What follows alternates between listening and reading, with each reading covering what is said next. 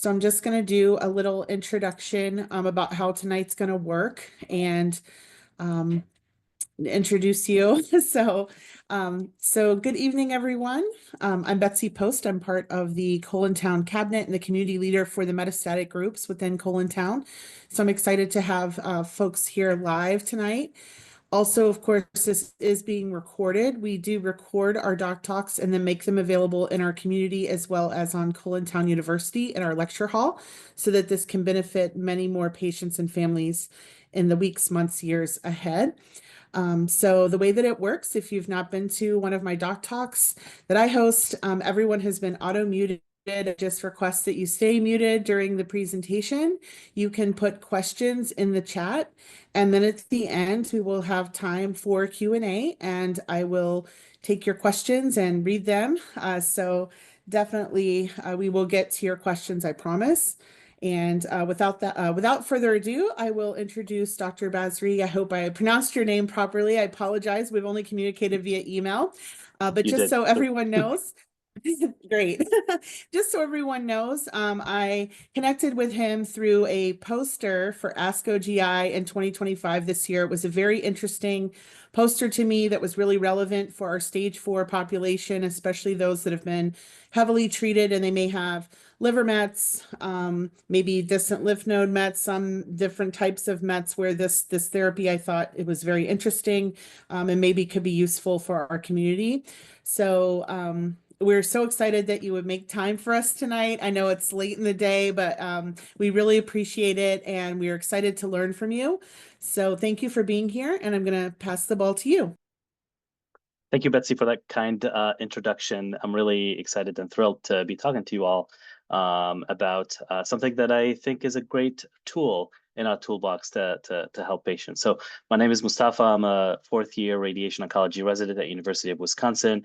This is, beautiful Madison here, and I'll be talking to you about MR-guided radiotherapy. Are you seeing my screen as a full screen, or is it the lecture notes? Full. Okay, great. So I have no disclosures. Those are the learning objectives. We'll talk, a little bit about, just broadly speaking, the management of colorectal cancer, and then dive into the advantages of MRI-guided radiation therapy, talk about our experience using this modality or tool, and then the few ongoing studies in this space, and then who would be the ideal patient population for this. I like to start with looking at trends, and generally speaking, trends and rates, probably as many of you know, are decreasing for colorectal cancer, both in terms of diagnoses, so incidence rates, both men and women, as well as mortality rates over the past, now 50, 60 years or so. We are seeing increasing rates of colorectal cancer in younger adults, however, especially those between years 20 to 24, both in terms of incidence. This is from, about 20 years or so, 1998 to 2019. And same thing here in terms of mortality. Those patients, do not necessarily make the bulk of colorectal diagnoses compared with, say, 65 plus, where you have somewhere between 300 to 400,000 per 100,000. But still, this trend is certainly worrying, and I think the recent change in the colonoscopy starting age from 50 to 45 is kind of born out of this, at least a little bit. Same thing here, where in general, diagnoses across different stages are decreasing. The rates of localized and metastatic cancer are increasing in younger adults. This is all ages, and then this here, looking at regional in terms of, the primary diagnosis, as well as, local or regional lymph nodes, or localized or even distant. Those rates are increasing over the past 20 years. Thankfully, those rates are, more or less stable from 50 to 64, but more importantly, decreasing in the 65 plus patient population. And those patients are presumably captured in the colonoscopy screening, so maybe some of that is mitigated by the colonoscopy compared with patients who are not within that age. Treatment decisions for stage 4 colorectal cancer can be complex and really beyond the scope of this talk, but I included them here for completeness sake just to illustrate how complex they are, and certainly if anybody has any questions. They depend on genetic markers, sometimes like microsatellite status, as well as the presence of mismatch repair proteins or deficiency, or deficiency alternatively. But by and large, backbone of chemotherapy as first line, and then followed by different treatments depending on the response.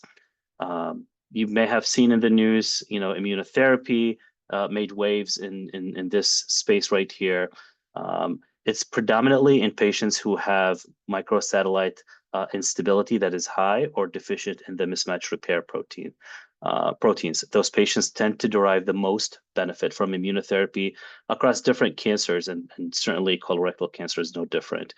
But if you'll see here, it's a really small patient population here.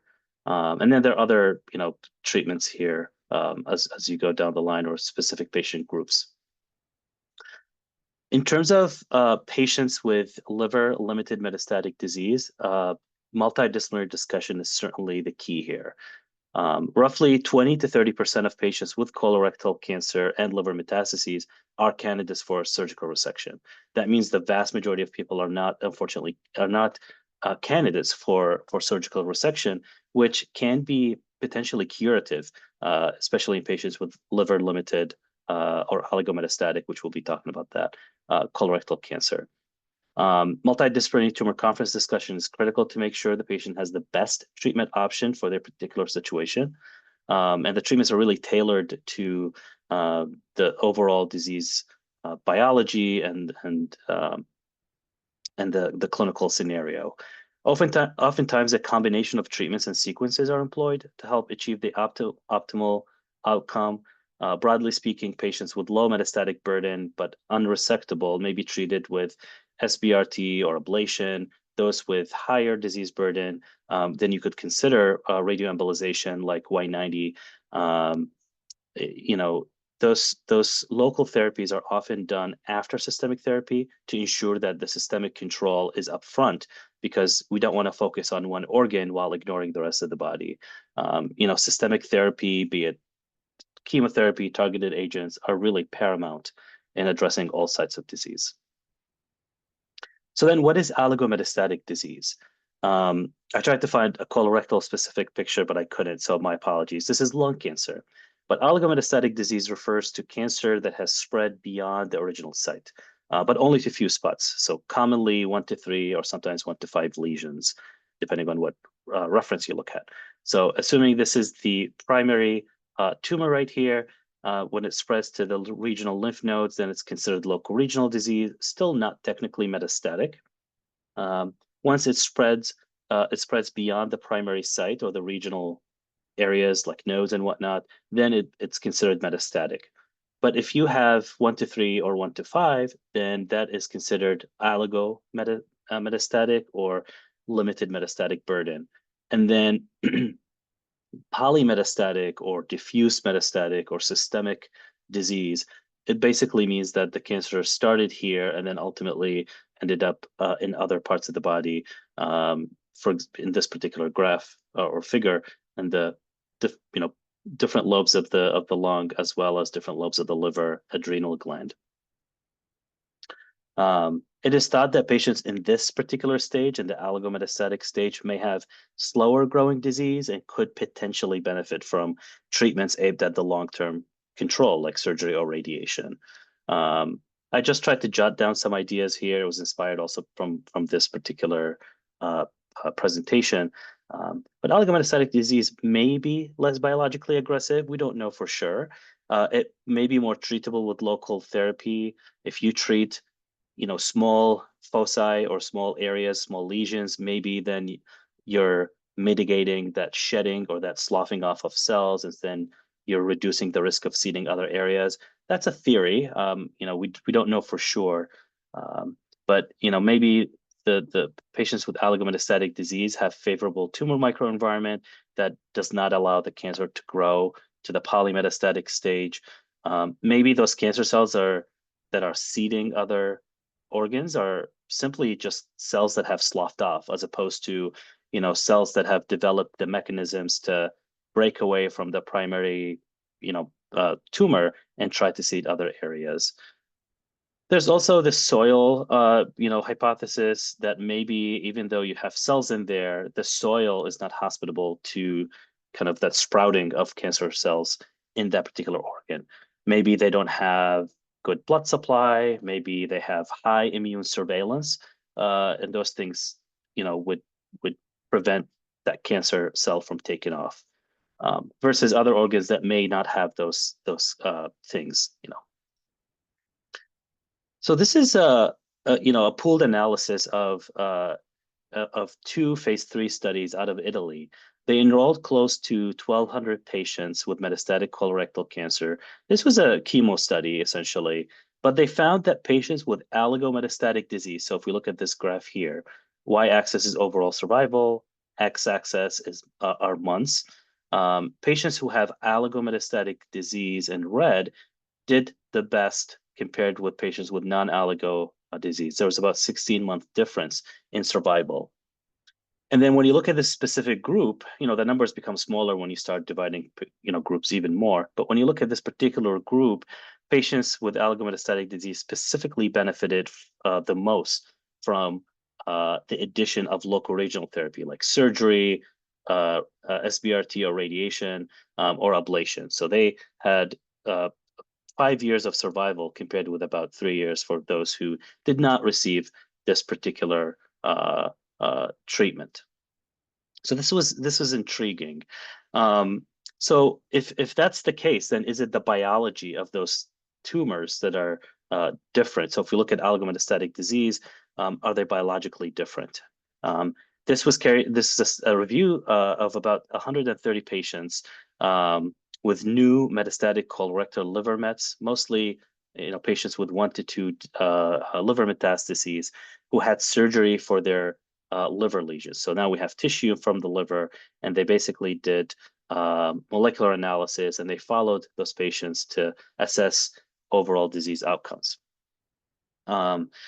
The figure here showed that the integration of molecular subtypes with clinical outcomes can resolve 3 different patient populations.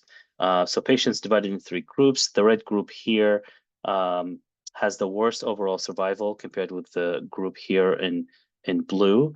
But even then, if you look at the patients in the red group here, which is considered high risk, the x-axis here is years. So up to 10 years, roughly 20% of patients are still alive. Those are patients with metastatic disease.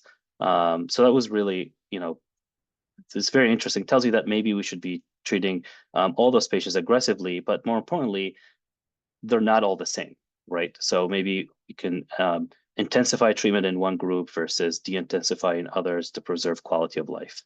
We're certainly not there. This is just a hypothesis. And if we look here to panel B, this further shows this trend. So for instance, among patients in the high-risk group here, 86% of them have either recurred or died, compared with about half of patients in the low-risk group. Similarly, patients in the high-risk group had more recurrences compared to those in the low-risk group.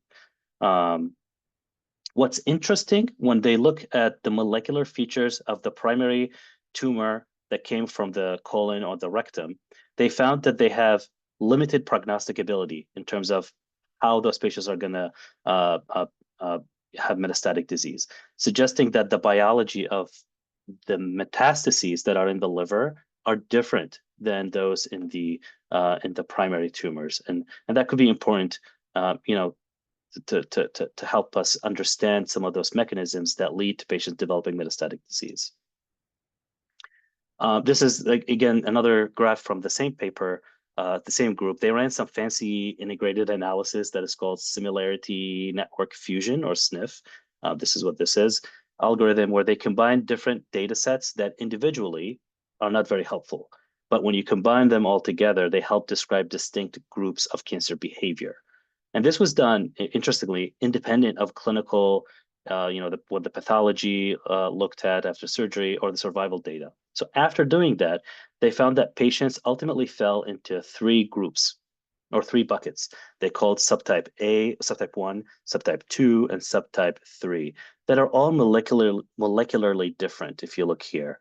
Um, despite those features, sorry, despite those groups being developed entirely on molecular features, they found that patients in those groups had substantially different clinical outcomes. For instance, majority of patients in subgroup 2, the green one right here, had immune signaling, they were alive at 10 years, compared with group 3 here, or subtype 3, which is only 20% who are alive at 10%. I just want to point out that the color coding is unfortunate. It does not really correlate with this. Those are two separate analyses. But at any rate, this particular analysis demonstrates that not all liver metastases are created equal, and that some patients may benefit from more aggressive intensive treatments upfront to clear their metastatic disease before entertaining local regional therapy. So then what is the evidence? I mean, this all sounds great, but what is the evidence for treating oligometastatic disease? Unfortunately, we do not have phase 3 or large-scale trials yet for treating oligometastatic disease in colorectal cancer. There's one trial that I'll mention later that is currently enrolling, but phase 3 studies are the gold standard for changing practice. We do not have that right now. We have smaller, earlier studies, and we have observational studies that help us kind of guide us into this treatment space and shed light on who might benefit from this particular treatment. One of those studies is a phase 2 study in oligometastatic disease. It's called the CLOAK EORTC trial. It's phase 2 and started enrolling about 20 years ago, and enrolled 120 patients with unresectable liver metastases. They were randomized to systemic therapy, so chemotherapy or targeted agents, with or without ablation. So this was an ablation study, not radiation. Ablation here also included surgery if it was possible. So those patients had chemotherapy initially, and then were randomized to more chemo or local regional therapy. The conclusion was that the addition of local therapy in addition to chemo had survival benefit in those patients, basically roughly about 25% improvement in survival. There are two papers here. If you look at the first paper, there was no difference, but then when you wait long enough, it seems like those curves separate here. So same thing here, survivability fraction y-axis, time in years on the x-axis.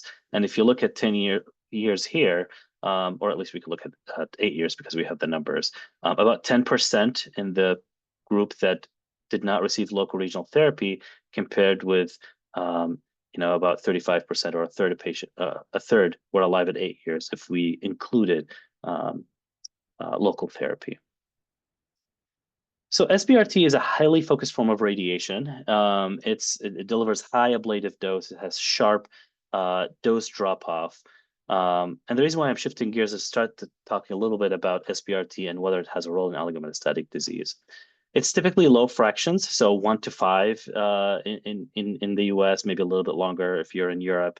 The course is short, so for patients who have metastatic disease who need to go back on chemotherapy or other systemic agents, this is a good option because it doesn't cause a lot of disruption. There's some radiobiology and radiation damage that might be slightly different with using SBRT versus this longer course of radiation. There's one particular review back in 2023 that looked at SBRT in the patients with oligometastatic disease, and they deemed that the quality of the evidence is low. Remember, there are no phase 3 trials, really not a lot of, if any, phase 2 trials in this particular patient population. And so we rely on smaller studies, we rely on observational study. The local controls were relatively low in those studies. So overall survival are around 65% at 1 year, and then maybe 50% at 2 years. Patients who receive SBRT have at least typically or historically have received other treatments first, and they're not resectable or they're not candidates for Y90 or other treatments, and so they're referred for radiation. So inherently, the patient population may be a little bit more advanced. So radiation oncology, I like to have this slide. The basics are simple. The goal is to hit the bad guys and spare the good guys. It's a local treatment modality, so it damages cancer cells while trying to avoid harming normal tissue. In the abdomen, this could be tricky. Organs move and shift every day, so we need to target those tumors precisely. We address this by either including additional tissue. So, for example, if we're trying to target, let's say this one here, if you're unable to see the lesion very well, then you might include a margin around it so that you're not missing. And that, is not optimal in some organs because you might be close to a critical structure. And if you are, then we're forced to lower the dose to respect not to cause harm and toxicity. Instead, we can use image guidance with real-time visualization to help us adapt every fraction, each radiation treatment to any given day anatomy. So those 4 pictures here are MRI guided radiation. It's different from CT, and I'll show you some pictures of CT in that you can see soft tissue much better. This is a liver, this is the kidney. We're targeting only portion of the kidney here. This is a PET scan. And, this is a tumor of the kidney right here. But then that's how you pee out the contrast as well. So it's kind of hard to tell where the tumors stop. And so, certainly you can rely on other images and try to delineate the target better. But you can see if you have an MRI, you can delineate it just a little bit better. Other times you're close, especially in the liver, you're close to critical structures here. So in green, this is part of the duodenum or small bowel. You can see the target we're radiating is in this area right here. So the pink is what we're targeting. Those concentric lines are how the dose is dropping off. The red denotes a specific, dose distribution, but see how it's curved around the stomach. So this is what MRI allow us to do. If patient comes in and they're for treatment and their stomach or bowel is close to the target, then we're able to kind of carve out the dose to minimize toxicity that particular day. So I guess I talked about some of those things. MRI-Guided just help us, deliver that high dose with minimization of normal organ dose exposure. It helps us see soft tissue more clearly and adapt plans in real time. Adaptation doesn't typically happen in CT-based radiation. There's a new machine. It's called Ethos, which is tries to adapt the radiation plan in a based on the CT radiation. It's newer technology. It hasn't caught on necessarily, but certainly more and more facilities are using CT because you can treat a lot of patients on CT as opposed to MRI, which could be a little bit more selective. So this slide is a little bit older, but now probably close to 90 or 100 centers in the world that treat with MRI-guided radiation therapy. In our practice back in 2022, we treated up to 1,000 patients.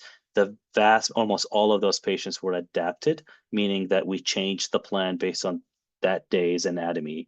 And then the majority of those patients were high doses per treatment. So it allows us to put more dose in while respecting healthy tissue. If you look at the breakdown of what we use the radiation, the MRI machine for, oligomets, nodes,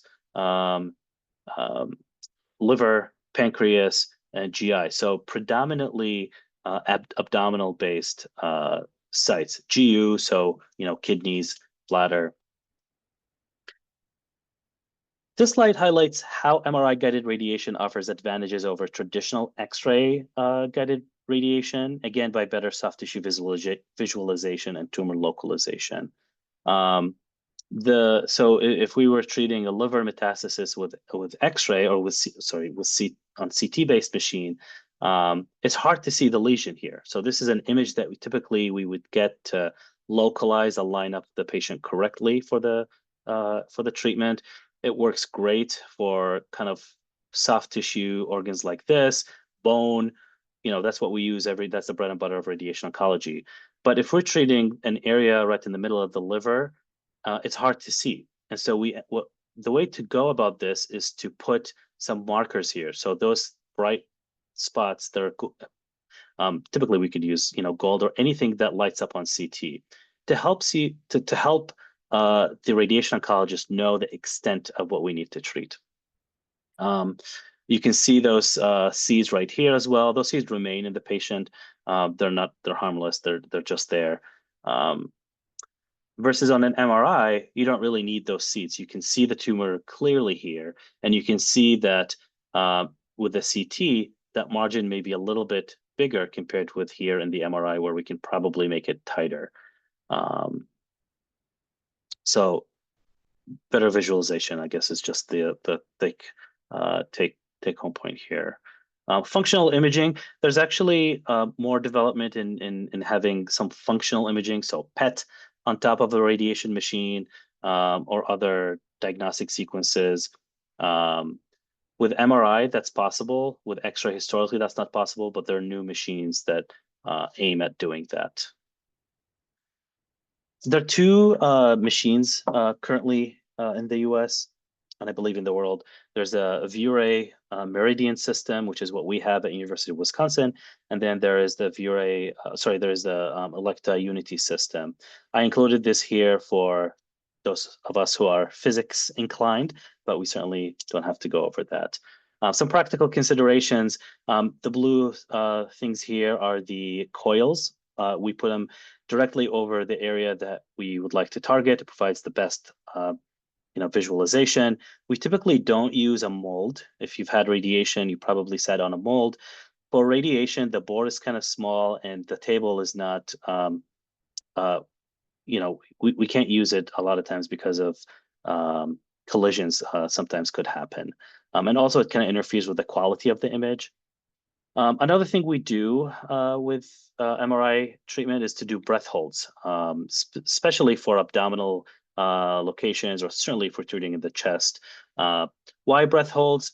There's some technical physics related things here, but in a nutshell, it really helps improve the image quality. I'll show you some images here shortly, but the quality of the image becomes better when the organs are not moving. If the organs are moving, then you take multiple slices and you kind of average them, which could show kind of like a smear. The margin is also smaller when we're treating with breath hold, because we don't have to encompass the entirety of the path that the tumor is taking with every breath. So this further allows us to deliver high dose radiation while sparing critical structures because we're focused on the radiation. This is an example of a pancreas cancer case. So this is the cone beam CT, or the image that we basically get at the machine when the patient is at the table.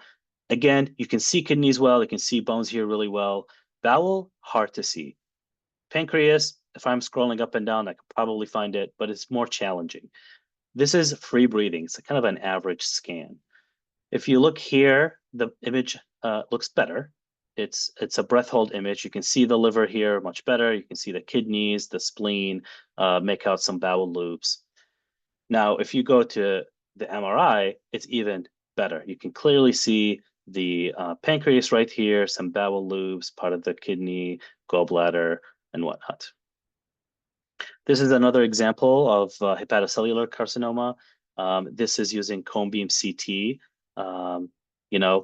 Where is the liver? Where is the heart? It's hard to know, but you can somewhat make up this lesion right here. So you can certainly line it up, but probably from day to day, we would have to include a bit more margin. On an MRI, it's easier to see. You can clearly see the delineation between the liver and the heart right here.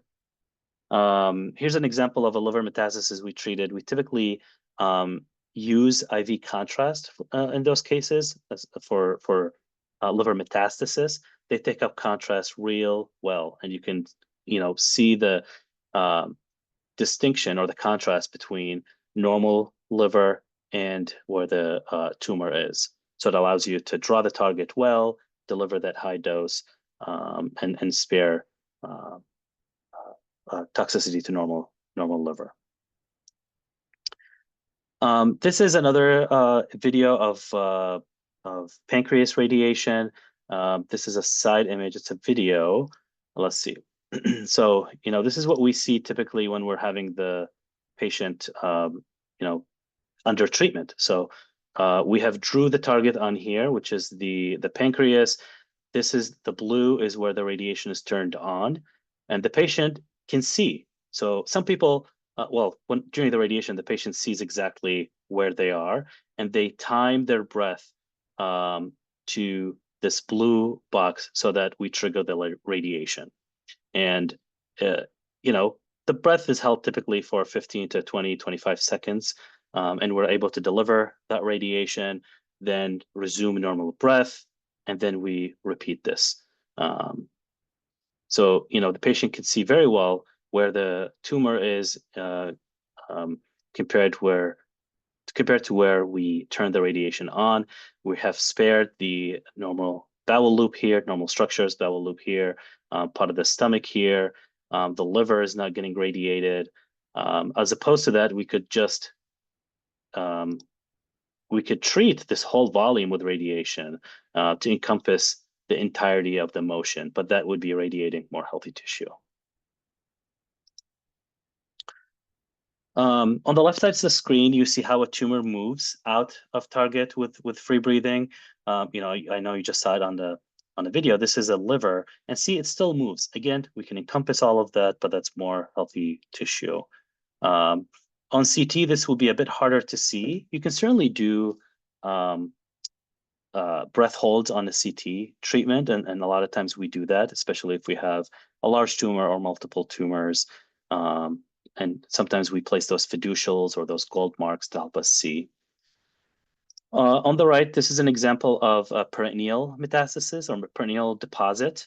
It's below the liver. This is the liver edge right here. The area is right here. It's incredibly small, but you see it really well on the MRI, and you could trigger the radiation only when the target is within the radiation parameter.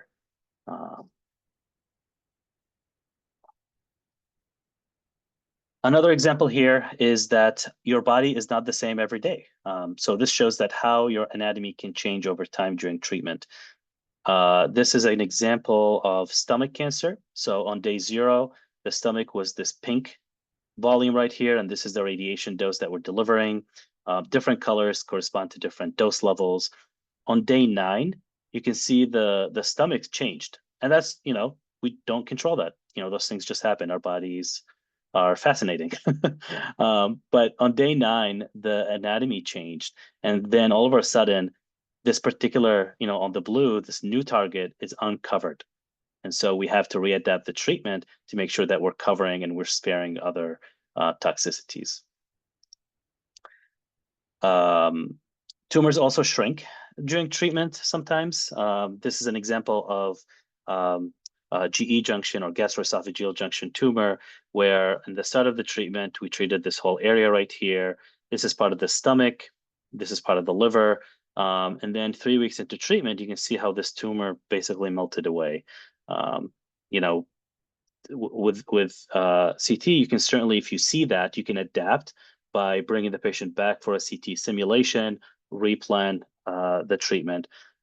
But with an MRI, we can do that right there on the table. So when patients have just few liver lesions, high-dose SBRT, or sometimes called SABR, if you've seen that, in 3 to 5 sessions, that could control tumors really well, especially when we can escalate the dose safely with MRI guidance. Sometimes that's a bit more challenging with multi-sites. This is just another example to show specifically liver metastasis, how much it moves. In terms of the adaptive workflow, in a nutshell, I think I like this picture a bit better. Actually, let's talk about this first. So the patient is simulated first. So this is similar to a CT simulation. Similar with the MRI, we also get a CT simulation to help us with the dose calculation. But we'll get those images. They'll come to us to draw them and make sure we're targeting the area we want to target. And then we send it to the dosimetry team to come up with a plan that allows us to, put in the dose where we want it and avoid radiating other tissue. And then when the patient comes in for treatment, we'll take an image and compare the treatment image that day compared to the simulation image.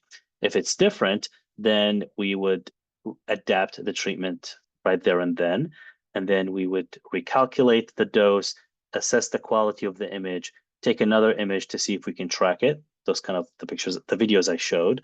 And then if everything looks great, then the patient will be receiving this treatment. This is another graphical representation of this process. You know, this is the original image. This is the new image of the day of the fraction. This is redrawing, you know, calculating the dose. If we can use the original plan, great. If not, then we have another plan. And then we make sure that we can deliver this safely. And then the patient looks at their anatomy and we deliver the treatment. For multi-site SBRT, MRI guidance is especially helpful to treat multiple sites safely, even if they're moving differently, because you're able to draw them every day they come for treatment. And so, you know, the challenges are you can't really see all of them, but you can at least draw them every day and make sure that you are within some acceptable margin of error. That allows you to focus on one lesion, add a margin of error to the other lesions, but deliver the radiation at the same time to treat all of them. This saves time for patients. You don't have to come in, you know, for weeks on end for multiple spots. We can treat basically all of them at the same time. It's called a single isocenter plan, or a single basically focal point where we deliver the radiation. And then adaptation can also be sometimes challenging if we're having multiple lesions. The time to draw and calculate the dose could be a little bit longer. And so that's, you know, the patient is on the table. And I know I personally do not like the MRI being in it. And then there's some things that we work closely with our physics team to mitigate. So the distance from the isocenter.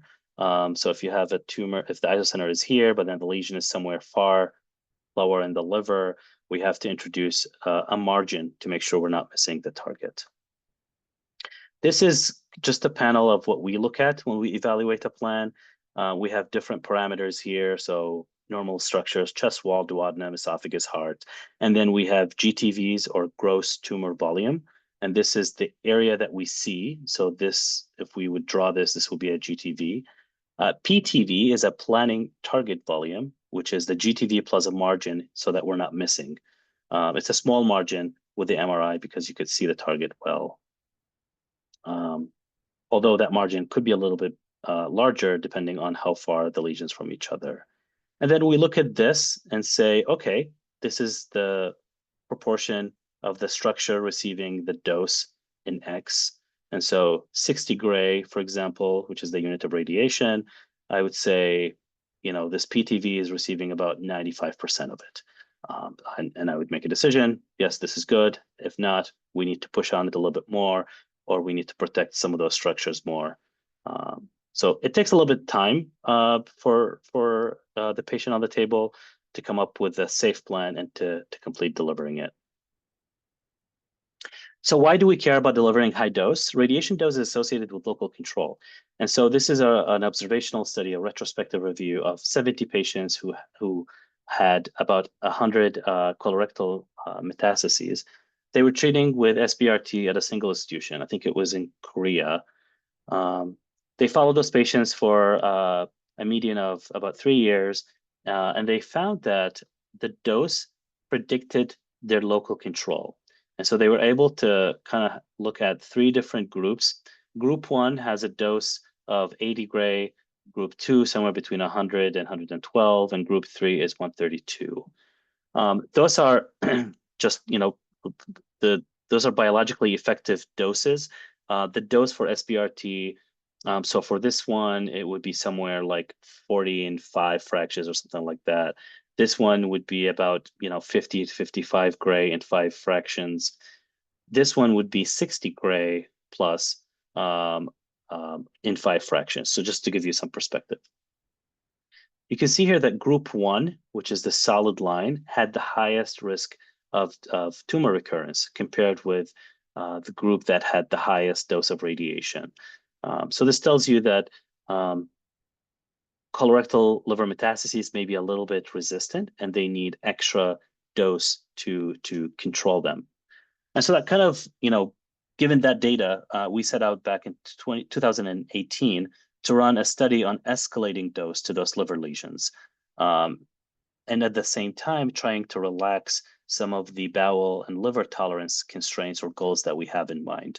Because oftentimes we're limited by those things, but those could be very, very conservative. And so the study was trying to increase the dose while at the same time trying to increase the tolerance to those structures.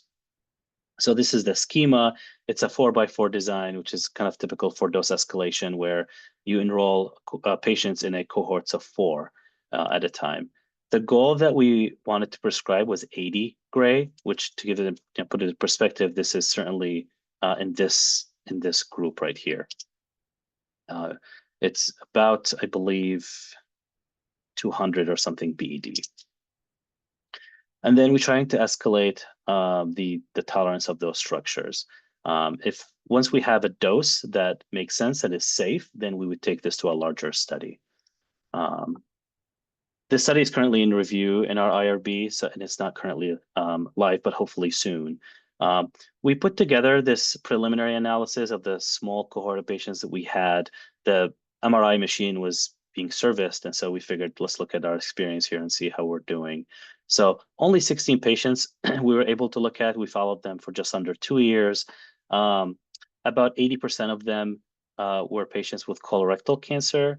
And the SBRT dose was quite high. It was 80 gray to at least half of them. I'll show you a little bit of a graph here.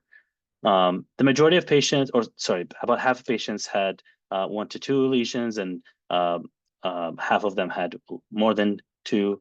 And then the size of the lesions were also a little bit large. So 4 centimeters, the largest was about 13 centimeters.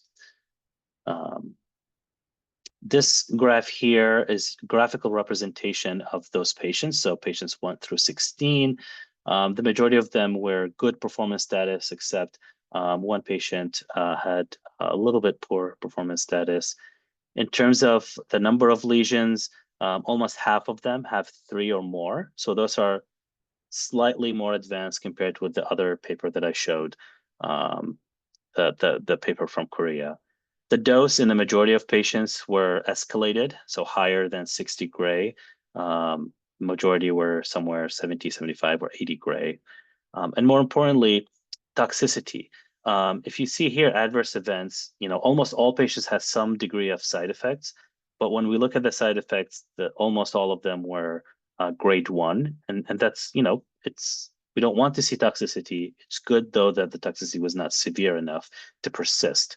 Those were grade 1 here, majority fatigue, and GI symptoms. There were some lab values as well that increased with radiation, which is not unusual, but those typically went back down. Grade 2 toxicities, so nausea that was probably severe, or diarrhea also occurred.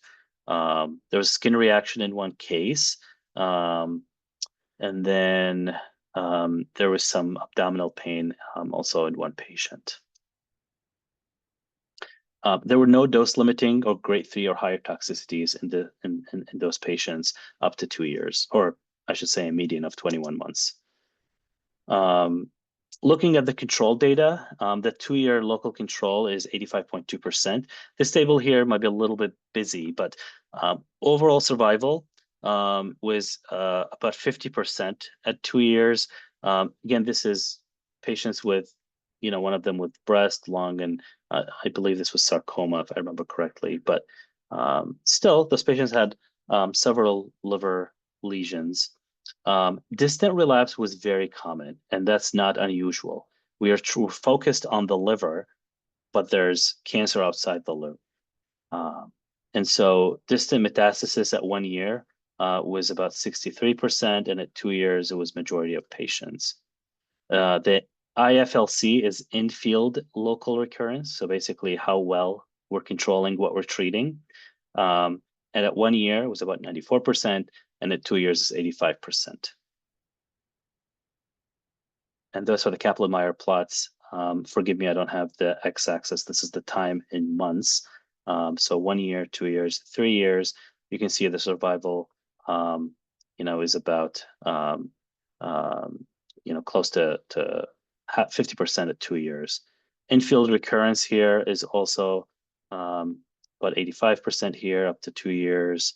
And then any recurrence, so that includes both outside what we treated in the liver as well as distant metastasis, that was quite high. So then how about multi-site SBRT? This is not typically done on CT-based radiation machines because of the difficulty in localizing lesions, toxicity concerns, because we're treating a large volume of tumors. We might be causing harm to the liver function. And what we typically do is, if that's the case, then we would have to reduce the overall dose to make sure that we're not causing harm. So we're unable to safely escalate dose when we have a lot of liver lesions like that. Those concerns are somewhat mitigated with MRI-guided radiation. So we looked at our experience with doing this. We looked at patients with 4 or more liver metastases and whether or not we were, helping those patients. What was interesting as I was going through this was trying to score local control. If patients have, 10 liver metastases, and then we're following, if we're following local control, then we should follow every individual's tumor, every tumor that was radiated, and track to see when that particular tumor has grown. That would be considered a per lesion analysis. Alternatively, we can look at per patient, and if any one of those treated areas recurred, then that would be considered a local failure of the treatment. And so that's what I ultimately did. So it's a very conservative, I think, approach to kind of see how many patients are progressing in the areas that we're treating, even though we're not capturing every individual lesion. And this was 24 patients with close to 160 lesions. If I can remind you of the Korean study, they had I think 70 patients with 100 lesions. So we have significantly less patients, but significantly more lesions. The median follow-up was just under a year. The majority of them were men, were good performing status. The majority of patients had metastatic disease at diagnosis. And, initially we talked about oligometastatic disease. 80% of the patients we looked at were considered polymetastatic. So those are patients with, systemic, diffusely metastatic disease who we're offering local therapy to. The majority, the median number of chemotherapy lines, half of patients had 3 or less, and the other half had more chemotherapy. So that's a lot of chemotherapy. 2 patients had Y90 before radiation, yes, and then 1 patient had it after. Those patients had a lot of liver lesions. The most was 11, the least was 4, and the size also varied from 0.1 centimeter to 14 centimeter. As you can imagine, 14 centimeter tumor is relatively large. And then 3 patients had 3 courses of liver SBRT. So this patient population is a little bit more advanced compared with everything else that I've been discussing so far. The rationale for why we're doing this, they're referred to our clinic either to control tumors that are growing, patients have toxicity from the chemotherapy and they needed a break, or patients have derived great benefit from the chemotherapy, but then there are a few areas that are have not responded or have not changed. And so we're doing radiation as a consolidation to kind of give it an extra hit. Acute toxicity was a little bit lower than the other study. It was about 2/3 or half of patients.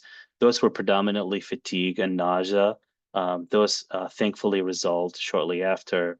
In terms of late toxicity, it's kind of hard to look back into the chart and assess this, but looking at, rib fracture, bleeding, ascites, or liver failure, including, biliary ductal dilation, there's only one patient who had a dilation of the biliary duct. This happens typically if you're, let's see if I have the picture here. If we're treating in the center of the, it's not a perfect picture, but we can pretend that there's a duct right here. If we treat right in the center, there could be some scarring where that duct might narrow, and then you're unable to drain the bile. That's a problem that could ultimately lead to liver failure. Unfortunately, tumors cause this as well. This particular patient had radiation, and then this particular toxicity was noted about 9 months afterwards in the context of multiple liver metastases. So it's kind of hard to know 100%, but it's certainly worth noting that radiation may have worsened it. In terms of the liver function and health, Child-Pugh is a surrogate that sometimes is used. It's developed to predict mortality and cirrhosis, but sometimes can also be used as a surrogate for liver health. At the time of consult, the majority of patients had healthy liver or a compensated liver. Child-Pugh classification is A, B, or C. A is the best, C is the worst. And then within even those, there are numbers 5 and 6 in A, 7 to 9 in classification B, and then C is higher. So 3 to 6 months after radiation, for the most part, majority of patients were the same classification that did not have worsening of their liver function. But in at least 2 patients, there were progression to classification B. Both of those incidents happened in the context of progressive disease, unfortunately. And so in this, heavily pretreated patients with multi-site metastatic disease, survival was low at 36%. And, it's hard to know what to make of survival when we're talking about local therapy in the context of a systemic disease. But nonetheless, even at 2 years, and patients who've had multiple lines of therapy, I think a third of them being alive is still good. We certainly need to do better. But if patients fail if the liver fail, then patients are unable to receive further therapy. Local control was also lower compared with the other studies that I shared. At 1 year, about 50% of patients had control of their disease, or another way to say this is 50% had a progression in at least one of the irradiated tumors. Similarly, distant relapse is very common. And so PFS here is progression-free survival in the liver as well as overall. So progression-free survival is if basically the patient did not progress and are alive. So that number is very low at 1 year and 0 at 2. Another thing that I think is relevant is looking at the interval where patients do not have chemotherapy, because that certainly has quality of life implications. And so when we look at the chemotherapy-free survival, so the interval that patients are alive and without using chemotherapy, at 6 months, that was about 30% of patients, or a median of 4 months in half of the patients, they were off chemotherapy. So we, ideally this number we hope is higher, but that's the data. With the small number of patients, it's really hard to make any biological analysis like what was done earlier. But looking at those 2 mutations, APC mutation portend better overall prognosis in terms of survival compared with no APC mutation. And this is really overall survival. I don't really suspect it's related to radiation, but maybe. BRAF is another common mutation. we had only few patients with BRAF mutation, maybe two actually, with BRAF mutation, but those with the mutation unfortunately did worse compared to patients without BRAF mutation. So in this small series of patients with 4 or more colorectal liver mets, MRI-guided radiation appears safe with nausea and fatigue that resolve post-radiation. We are limited by the sample size, but there is a rationale, I think, to aggressively treat, well-selected patients, even if patients have had multiple courses of systemic therapy before, multiple resections or ablations, and they come with multiple liver lesions. I think there's still that option of at least discussing with the radiation oncologist, is it possible to do radiation here? Ultimately, what's the impact that we have on the overall disease trajectory? That's still unclear. I think we need to do, larger, better studies that is able to understand who's benefiting the most and who is, spending a couple of weeks with us or a week with us in radiation, but we're not necessarily causing them any benefit. We're causing them fatigue and nausea. So what is the consensus about SBRT in liver metastases? The International Stereotactic Radiosurgery Society just recently came out with a practice guideline that came out in 2025. It included 33 studies and 3,000 patients with close to 4,500 liver metastases of all histologies. About 57% of them were colorectal patients, and only one study used MRI-guided radiation. They found that severe toxicity occurred in 3% of patients. I don't recall seeing, grade 1 and 2, which are still very relevant. But the 3 and 4 they noted were 3%. If you look at the entire population, they reported that 2-year local control was about 75%. Overall survival was about 50%. If we look at the colorectal cancer cohort specifically, the local control is a little bit lower, owing to the fact that it's probably more radioresistant, and we may need to escalate dose there. Based off of all of those studies, they came up with those practical recommendations. They, recommended SBRT with priority in oligometastatic disease, not necessarily polymetastatic. That's still on a patient-by-patient basis. They considered SBRT in patients with in an anatomically difficult liver location. So if you're unable to get a needle in there for ablation or resect because close to major vessels, biliary tracts, or the diaphragm, then SBRT would be a good option. Certainly overall disease status and disease health, patient health. Technological recommendations, they recommended modern radiation technology with image guidance, MRI guided, as opposed to other non-image guided radiation techniques. Motion management is very critical, breath holds to minimize liver radiation and only focusing on the tumor.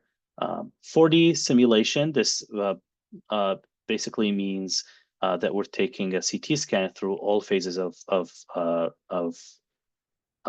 breathing, and it helps to see how much the tumor moves. If we're unable to do breath hold because not everybody can hold their breath, then at least the 4D CT gives you a sense of how far that tumor moves, and then we can have that volume large enough so that we're not missing the tumor. And then lastly, they recommended a BED, or a biologically effective dose of more than 100 gray. And so that kind of correspond to 50 gray in 5 fractions. And that will be associated with, or at least might be associated with, improved local control for radioresistant tumor like colorectal cancer. There are few ongoing studies in this space. One of them is a phase 2 randomized study. This is a study that's trying to demonstrate that MRI-guided radiation is as good as CT-based radiation. I think paper would help us, or this study would help us demonstrate that not only we can deliver this in an equal manner in terms of efficacy, but also hopefully some of the secondary endpoints here would include safety and toxicity assessment. And hopefully that will demonstrate in a larger study that indeed using this particular technology is helpful for patients. Another study that I'm really excited about is an ongoing phase 3 randomized clinical trial that is the gold standard for changing practice. So this is an Alliance NRG GI009 study. It's looking at patients with newly diagnosed limited metastatic colorectal cancer, and they define limited as 4 or less sites of disease. They don't have to be liver-only disease, so they could be any oligometastatic disease.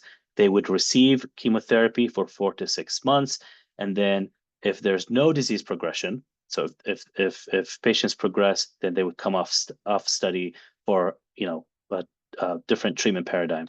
But if the patient does not have disease progression, then you're selecting patients who might benefit from this local therapy. You randomize them to either standard of care systemic therapy, so kind of like the TRIBE trial that I mentioned earlier, or experimental, which is standard of care systemic therapy, which is this, plus total ablative therapy. And what I really like about this study is that total ablative therapy could be anything. It doesn't have to be radiation, it doesn't have to be surgery, it certainly does not have to be interventional radiology or ablation. And so it's this epitome of the multidisciplinary discussion. And what they're looking at, the primary endpoint is overall survival. I think patient, and you all know very well, we don't really care about radiographic findings in a clinical trial as much as we care about overall survival. Are we making people live longer? And the quality of life, are patients living better? And so in summary, and I'm sorry for taking a lot of time here, oligometastatic colorectal cancer refers to disease with limited spread, and local therapy here can extend survival. MRI-guided radiation really helps us see tumors well or better compared to CT, and can improve safety and precision, especially for abdominal metastases. What I just talked about, even though it was all liver, is certainly relevant for patients with lymph nodes in the abdomen, anywhere in the abdomen, peritoneal metastases, if there's 1 or 2 of them, or they're symptomatic or something like that. Studies such as the study that we're doing here shows that MR-guided LINAC is relatively safe and it's well tolerated for the most part. We really want to maximize selection of patients who would benefit the most from this. But the ongoing, this erasure study, I think, would be really helpful in telling us who would benefit the most. Personalized care is certainly key. And with that, I will end. Thank you very much. This is my email. If you have any questions, feel free to touch base. Thank you. So we do have some questions for you in the chat. First, thank you. That was so thorough. I learned a lot. I'm really sorry I took over an hour. That's okay. That's okay. We are all about education and learning, so that's great. So in your opinion, is surgery the preferred treatment relative to SBRT? That's our first question.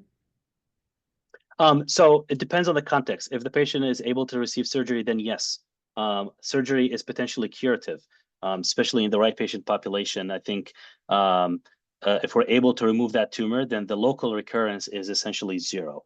Now, depending on the surgery, there's certainly that margin recurrence. And so if it's clean surgery, negative margins, everything is out with a healthy margin around it, then local recurrences could be 0. But we see a recurrence at that marginal resection. And so I think it offers a potential for a cure. Unfortunately, there is 20 to 30% of patients who are resectable, and at some point we can't keep doing surgeries, even though the liver does actually have capacity to regenerate. Sorry, that was a long-winded answer to, depending on the context, if the patient is limited disease and is able to get surgery, surgery is certainly an option. Okay, so can this be performed on liver and peritoneal lymph nodes simultaneously? Is there a maximum number of lesions or nodes that would make someone not a good candidate for this? Great question. The more targets, the more complex and difficult it becomes to try to line everything correctly. And at the same time, I should say not correctly, but at the same time, if we're having two areas that we could see, on one image, then we can treat them both at the same time. Sometimes we would, treat one area up here if it's in the liver, and the other one is, say, pelvic lymph nodes right next to the bladder. Then we would treat the liver and then come down and treat the bladder. It could be the same day, but it would be two separate isocenters or two separate plans. So if one, I guess I did not talk about time, but it would be basically an additional 45 minutes or so of, door to door. Great. And then for this patient, she's been told she has too many lesions all throughout her liver, and radiation doesn't seem like an option for her. Does this work for people with multiple tumors spread throughout the liver? It depends on what multiple means, how many lesions. Y90 is, well, technically, it's technically radiation. It's an option for patients with multiple liver lesions. It's sometimes hard to do Y90 if there are too many liver areas. If there are areas in the right liver as well as in the left liver, then Y90 can have difficulty because you can't put radiation through the entire liver through all the blood vessels. So sometimes what they could do is treat one side of the liver and then do chemotherapy in the interim as the liver heal and regenerate, and then come back and do the second half of the liver with Y90. So that's one option. Depending on how many lesions, we treat, 4+. I think the maximum we had in this particular study was 11. It becomes more challenging, and the disease overall, if it's not controlled, if there are multiple liver lesions, then it becomes more challenging to treat and to derive benefit, I should say, from the treatment. Great. Another question, is there a role for radiation in the treatment of peritoneal metastases? And if so, which modality is the most promising? For peritoneal metastases, it's harder to do radiation in, because the tumors could be anywhere along the peritoneum, and radiation works well when you're pointing exactly to where you want to treat. If there is disease along the entirety of the peritoneum, then radiation would not be a good target, or radiation would not be a good treatment for this. If there are one or two spots that are not responding to chemotherapy, or they're causing symptoms, or everything else has responded except those two areas, then certainly we can do radiation. But typically with peritoneal disease, it could be anywhere along the wall of the abdomen. It could be within the peritoneum itself. And so it becomes very challenging to localize what we need to treat. I think this is really good to know, though, for our patients with peritoneal mets, because it's good to know that if they have problematic spots, like you said, spots that aren't responding to treatment, there aren't a ton of options for those patients. So I think this is definitely good for me to know and for them to know. And radiation works fantastic for symptoms. And so if the goal here is not necessarily to cure, and that's okay, that's fine. But if we can improve pain, if there is an area that's close to a critical structure, so that if that area grows, it could cause more symptoms, then we can certainly treat that. And the goal would be to either improve symptoms, to provide local control, so that it's not progressing and causing worsening of the symptoms. And those are valuable for quality of life. This patient's asking, I think you talked about radiating multiple areas of peritoneal disease, but this patient's asking if they have liver, peritoneal, distal lymph nodes. Is that something that those could be treated by radiation? Would that be in one session, multiple sessions? Is that something you'd have to look at just depending on the number of spots? Yeah, I would say it depends on the overall disease process, overall disease trajectory, the number of spots. It's really hard. Radiation would work best if there are limited areas of disease, and the benefit of doing radiation, or if the benefit of doing local therapy would not cause harm for the overall body while we're having metastatic cancer growing outside the radiation field, if that makes sense.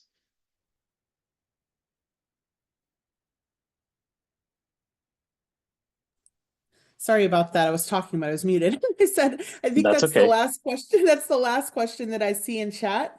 So I just want to thank you so much for your thorough presentation for all of us. And thanks for taking time to answer the questions. Thank you for educating us on the trials that are out there. And I really appreciate it. And Absolutely. for all the folks that attended tonight, he was generous enough to provide his contact information. So if you have additional questions, I think you can feel free to reach out. So thank you again, and we really appreciate your time. Have a good night. Absolutely. You Okay, too. Bye bye. bye-bye.